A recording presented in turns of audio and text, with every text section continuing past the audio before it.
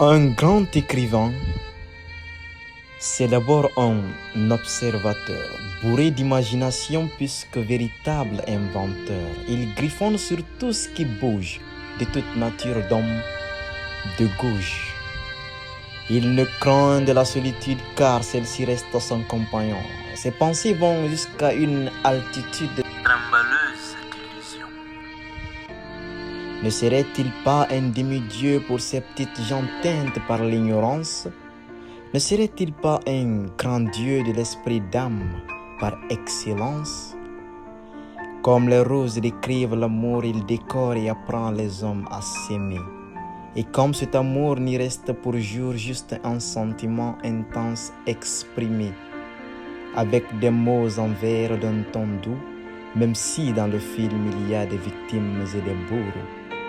Et comme les épées font l'objet de la guerre, il épouse la plume à la cime aiguisée, parce que quand les épées percent les chairs, lui se sert des langues communes aisées pour dire stop au carnage. Souder les coudes pour cultiver davantage la paix sans main et désormais c'est lui le vrai médium, parce qu'il parle avec des morts, leur envie, leur joie, ainsi leur remords que les vivants d'ici-bas ignorent. C'est ça, son curriculum.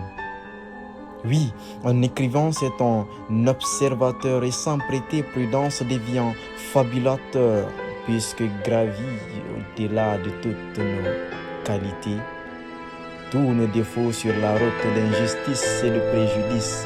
Quand les autres voient deux, ils voient trois pour se défendre à cette confiance en soi.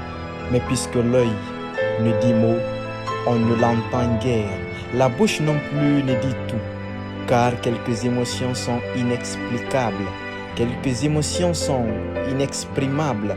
La main d'un écrivain écrit et décrit tout, absolument tout. Alors quand il approche cette feuille, saviez-vous ce qu'il dit? Pardon, plutôt ce qu'il écrit, ce ne sont que des paroles de l'œil.